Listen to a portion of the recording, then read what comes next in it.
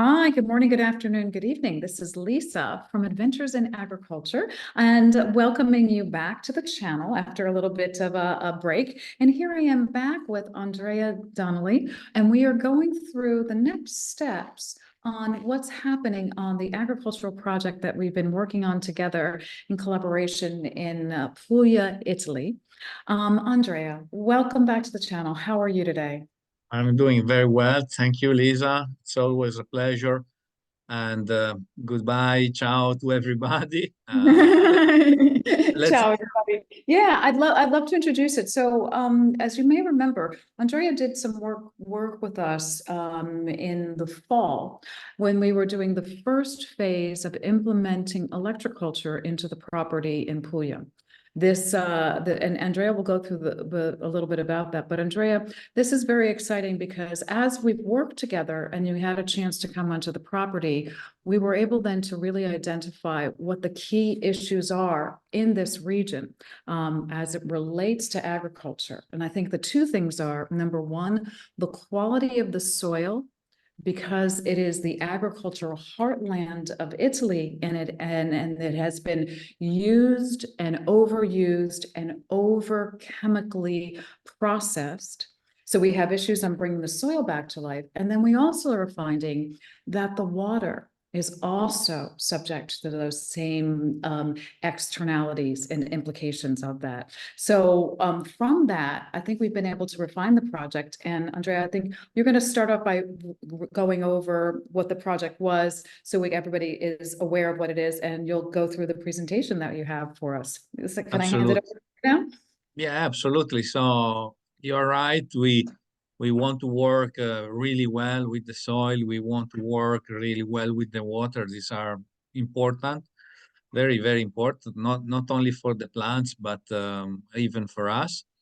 So we did the first workshop in October together with a good team that helped, and we did the presentation, we did the training, we did the practical, a lot of practical, and there were a big surprise. So we did the menhir installation. I teach a little bit of geobiology, so everybody was confident to feel the energy, to feel the water, and it was very fun. We identified the place, put them in here, and to start the agopuncture of the earth. And this was in combination for a new plantation. So it was a great day because more than 100 trees arrived in the property. It Right. was a big, massive team working. That we had a lot of fun, and always a pleasure to put in place new life, to start Mm. the transformation, to have a good feeling with all the team, the plants, and we used the electroculture approach, the energetic agriculture approach. So we work with identifying the best place for every plant, and identify the best orientation, because plants are born maybe in a place with a certain orientation, and we want to put again the plants in the same place. We added the geotherapy, the rock, we added the other things to create the best opportunity for the plant to go back in the primordial energy. We will see the growth step by step. More than 150 trees arrived that day. So, Very uh, exciting. yeah, all the Yeah. week was spent to start. Is a new seedling in Anteros. Is a big boom of new plants. Yeah. We were looking for water as well with this technology that helps. We identify some places for upper water and deep water. Still, we have a lot of Yeah. uh, funny things to know about that. What is the stage, Lisa, for that? Yeah, so we've been trying to understand whether or not we have the concept of primary water. And at this stage, we're just finding the right people to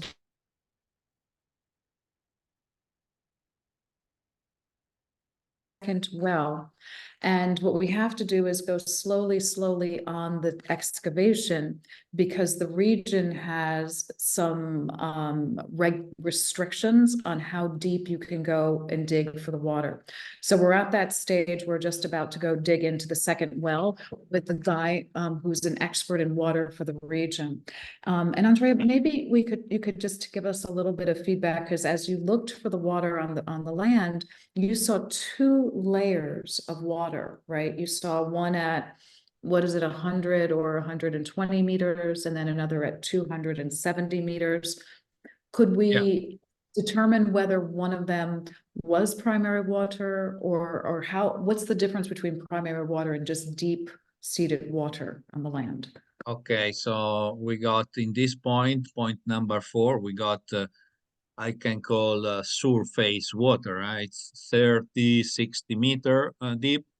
It is we can call surface water, like I believe the present well is collecting the surface water. And then very deep, we have another line of water, and this still we don't know if it is salt or it is a primary water or a very deep water. That's the case for sure.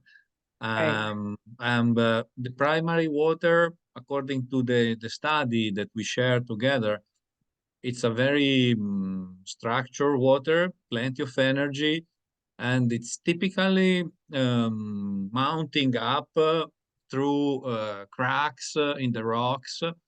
And these rocks are volcanic rocks, like basalt, granite, but mainly basalt, and there are also fixture and very special energies that dynamize the water.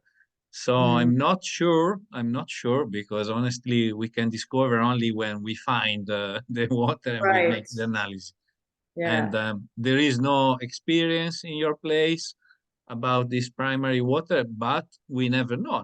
So we are free to explore and Right. maybe we make a new discovery. So we need to be And open. this is right. And this is the important thing, because what we're trying to achieve here is identifying it and exploring for it. Because and this is what I think other people will run into, and important to share, is that as you go through using these new techniques or old techniques coming back into our mindset, is that people do not have experience with them, and they do not want to do them, and they don't want to believe that something is different and against the narrative of what they've normally done.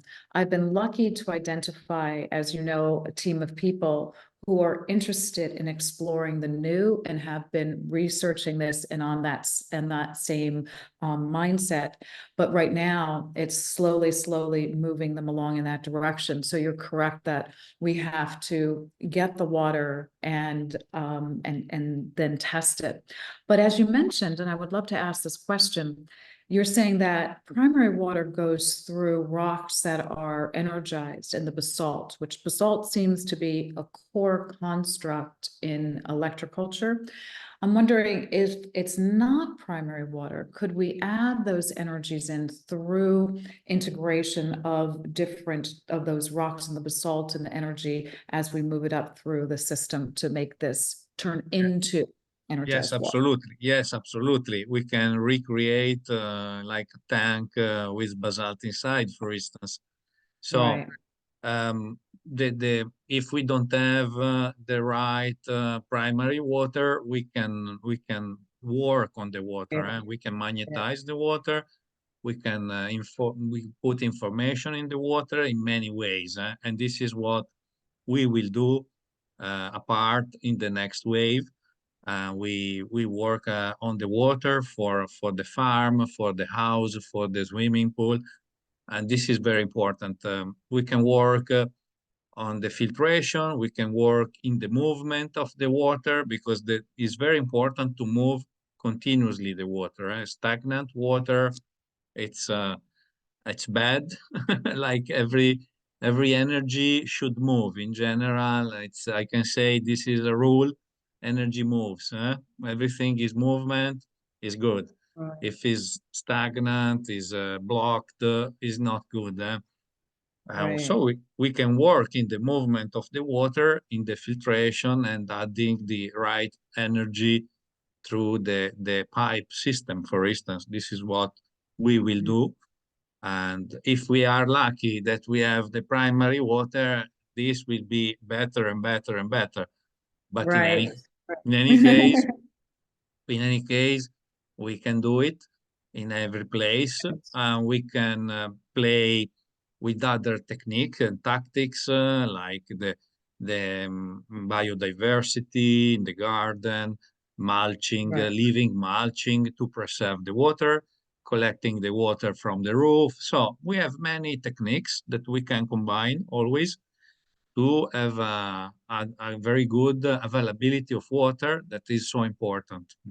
Exactly. And this is important now because as we know, the project is a combination of a masseria and agricultural lands. And this was an existing property and we're renovating it, bringing it back to life, and we're implementing the water systems and the piping on there. And what's been a very interesting and eye-opening process for me is that how the materials that are used for building are still these plastics. Everything is plastic, and we have to figure out ways to balance out those energies and the negative impacts of these plastic piping. So I'm very excited that we're doing this, and I know that. And just to make a note for people who are listening to know that when you think of these concepts, and it sounds, of course, we're gonna, we can do that, you will run into people who are going to say, no, that's not possible. And you just gently say, no, I see that. This is being done. We can do this. And it's important to know that we are on the forefront of doing things in a different way, in a very positive way. And most people then look at you and they're like, oh, okay, this is good. So stand strong and go for it, is what I'm trying to say. Exactly, exactly. So we explore multiple choice and we Yeah. select the one that But it's resonates. also interesting because one of the things Andreas will go through is that for this next phase of the water, putting tanks in. One of the things here is that they want to use plastic tanks, and I'm looking at cement, but I love this idea of covering it with basalt. So we have to figure out some way, some unique way, and we'll share that together as we create together. Absolutely. Absolutely. And coming back to primary water, the studies available are mainly in Colorado. So the experience is through the Colorado drilling, finding, and over there is plenty of basalt. And that's why I'm touching this important topic. But we can bring the basalt and make it our way in your place. Huh? So Right, that's what right. we can do. Okay, so Perfect. All going right. back, going to the project, we did also the olive plantation installation with Chiara over Mm. there. So we have a test in place. That's very important because olives are the plants from Puglia. So we want to showcase what's happened. And the project started with the installation of four towers, and we covered the north part where the new plantation are happening, and also the serra, the greenhouse will come, etc. And now we are in the step to plan the next wave. So wave two will be in at the beginning of March, and the Mhm. focus is around water. So all the activity will be around water, how we can energize the water, bring information for structure water, for agriculture, house, and swimming pool. Because when you use the water, is not only important for the plants, is important for your skin. When you take a shower, you got in the swimming pool. Right. When you clean the vegetables, the fruits. Otherwise, if the water is polluted, you eat very bad things. We focus in organic production of food, but if you use a bad water, you destroy all your activities. So it's very important to have a very clean water, but energized water as well. Then we complete the installation with the menhirs to cover 100% of the property. and we will do a deep dive on pyramid. We do a deep dive on pyramid because there are more things to explain, even new shape, new material to test. Okay, coverage 100%. Another technique is the flow form technique. I really love is the movement for the water. So once you have collected the water, you stock the water, you can add filtration, and then you can move the water to increase the energy, to change the pH, to Mm, even to improve the quality of the water.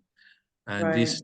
these studies are very intriguing, and I really love this shape of flow forms. So we try to see if we can If we add. can integrate that. Yeah, Yeah, and it's interesting. So what are the materials that are normally used for these flow forms? Is it ceramic itself or is it another type of material? there are always natural materials like terracotta, for instance, in the left, you see the pictures. So Mhm. it's very natural. Then this is a kind of granite, or you can use granite or Mm, even basalt. Now we are thinking to make our own shape in basalt, and even other researcher, they so there are available different stones, and we can make a different shape and different configuration of stones, but always natural. More natural it is, better it is. Uh, mm, no yeah. plastic. Well, this is so important because you realize as you do these projects, Andrea, that the world is just everything is using plastic. I was even told as I'm implementing the electrical systems, they're like, you can't use copper wiring. You have to use plastics because of how things work. And you're like, wow, nobody wants to use anything other than plastic. It's fascinating. Yeah, it's cheaper. It's very easy to transportate, and but it really is a microfiber of plastic. So at the end of the day, if you don't have a good filtration, you drink it. Plastics. And this is very important because not only that is that they're telling me the life expectancy of a plastic wiring system is forever, unlike a metal one, which has a 10 to 20-year life expectancy. And then you think, do you ever really get rid of plastic from nature and from your body?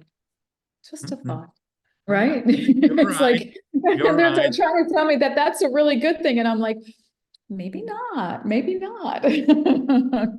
These ceramics or stones are forever. Like the veneer we have put it in place, these are forever for all the generation that we Right. come.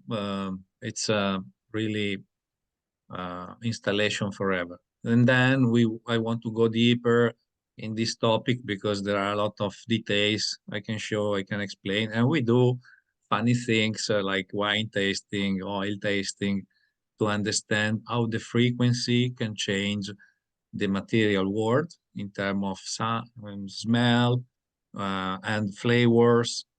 So we need to work in our sense. We have five sense. We need to go back with our sensibility to understand the importance of frequency, natural frequency.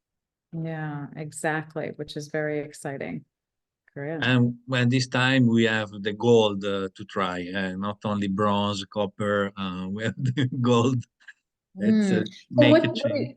what are you thinking will be the difference with the gold versus bronze or other materials? It's a surprise. You need to try. We take a good Okay. bottle of wine and we taste it. Okay, I like this. I like this. That's very good. I love this. Puglia is a very good region for wine, so we're only doing this for absolutely for scientific purposes, right, Andrea? Yeah, at the end of the day. At the end of the day, not at the beginning. Always at the end of Exactly. the day. It's part of the Electroculture is research. very fun. It's very intense research. We Yes, it love. is. Yeah. And then we work on a new approach for grounding that is very important. So It's in every house, we need to ground the electrical stuff in the earth, like in this small design. And electrons are all around the surface of the earth, and we need to put the grounding system. So for the villa, we want to do something special, of course. We want to create a kind of Lakowski ring with a copper that is taking the energy and concentrating the energy all around the property of the villa, or the villa house, the main building. And then the grounding will be connected to this ring. This is very exciting because, it started out by putting these grounding wires in, which of course was another very different concept. But for those who are doing the house, so it's an old home, reconstruction of something that was an existing piece of property.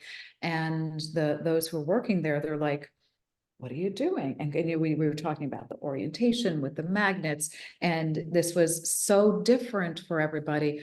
But for once again, they're like, okay. And it's this seeding the concept in the mind of a few. And then every person that we seed with that concept, it grows from their experience and everybody that they touch. So I think this is, to me, one of the most exciting things to do, because I think it's simple, but enormously impactful, enormously. Absolutely. And then we can have multiple benefits with the grounding, like this is a earthing effect with a reduction of inflammation. It's before, okay, you see on the right, the picture, there is a very inflamed body lamp. And then just after 30 minutes of connection with the soil, without the shoes, no plastic shoes. You remember the test, do you? Hmm. I remember the test very well. This was so interesting, is that this connection to the energies of the earth. It's just magical. It's exactly what we need to do, and what we remove ourselves from in cities and with our clothing. Exactly. And then there are effects even in the cortisol. Okay, so normally the cortisol it's moving up and down in the day. So this is the curve that is normal. But we test some people with pre-earthing check. Okay, so 24-hour profile pre-earthing, and then after the earthing, you see the curve. The Mhm. stress is going down, and this is another positive effect for our life. So we have the possibility to create houses that make grounding, and even when we sleep, we can ground our bed, and we can have a better sleep, of course, as a consequence. This earthing, it's working as well with the free radicals that are so important for us. And usually the effect is a reduction of inflammation. Yeah, So you can have a lot of benefits to reduce the inflammation in your body thanks to this technique. yeah. It's If you very, want, yeah, yeah. excuse me. No, go ahead, go ahead. If you want to go deeper, I suggest to have a look at this book, Earthing, the most important health discovery ever. Again, we work with shoes of plastic. We need to go barefoot. And in Puglia, it's fantastic because we have great weather all the year. So people can even experiment this experience. And in this book, there are a lot of real cases, even blood test, multiple people, big panel of people tested, and the results are so nice. Like the was reduced the loss of calcium, calcium ions, and phosphor. So this is improving the problem of osteoporosis. I mean, you have benefit, no more osteoporosis stronger like before. It improves electrolyte concentration, thyroid hormone will be balanced, will be in harmony, and also the glucose production has been tested in diabetics people, and this is managed properly with a reduction of 30%. And Yeah, even the immune system is better and better because the earthing. So we can go deeper on this topic, but it's just a suggestion now for our audience, for your audience, and I hope we can experiment in your place this as exactly. I absolutely want to do that. And I keep on going back to like, so we put the grounding in the house and you're overcoming an infrastructure of plastic with the grounding rods, the metal and everything else. I'm curious of how we can take that throughout our day. And that's something you and I we're gonna have to talk about. But this, I think, is really important to integrate those things together. But you know, having it in your house and stabilizing your body is really, really important. I love that. yeah, It's there are some gadgets that I will show you that we can use in our house if the grounding is properly. This is the first condition, and then you can bring this earth energy to your body and obtain all the effects that have been shown here. So we have beautiful. gadgets for that. No, it's really beautiful because as you start to do this and you start to realize these little things, like just as an example, it doesn't happen overnight. Anything that's natural, you don't notice like these things in your body, but after a little bit of time, you look back and you're like, wow, my body feels different, completely different. I mean, I know moving from the food of the United States to the food of Italy, you know, this was a major change. And all of a sudden you're like, wow, my body feels different. Everything feels different. And I'm like, that's a very positive thing, but it doesn't happen overnight. And that's, I think, one of the things that's a challenge as you do anything, both health-wise, and then as you alter the way you do something, you don't see it immediately, but boy, you do really see it. And you're like, that's interesting. Really, really good. Good result. So I'm very happy the project is moving forward, and we see step by step that things are going Yeah. on. Compliments. I'm so happy that I'm part of the project and partnership with Anteros, you, Chiara, all the team. So thank you, Lisa, for this experience. It's a Oh. very huge experience. It is a mutual gratitude, and it's really exciting, Andrea. Thank you for being part of it and coming there and spending the time with us to bring this land. I think as you come down here, you realize the beauty of Puglia. But what's happened to Puglia is that she's been neglected, especially in Salento, where I am, where they have not done the natural things to bring the soil back, to cleanse the water. But she's such a natural beauty, and what a unique opportunity to bring a villa and a piece of land back to her roots and bring her back to life. And I couldn't have a better partner than you. So thank you very much. And it's exciting to do. You know, So just to let everybody know, the next phase of this project is going to be in early March, and we'll be doing the rest of the project as Andrea has outlined. We'll continue to give updates, and we'll try to do a live stream of some element of the project itself. But we're integrating all of these things into the project, from the home for the grounding to restoring of the natural soil, and to taking now the water, which we know is really critical, and bringing her back into energetic life so she can energize and nourish the land, the home, and all the people around it. So exciting, exciting times. absolutely, absolutely. Thanks, everybody. This is Lisa from Adventures in Agriculture saying thank you, and let us know your comments. And if you want to get involved more in what we're doing, just come back here and reach Andrea through her links below. But thanks very much, Andrea. Have a great day. Ciao. You too. Ciao. Thank you.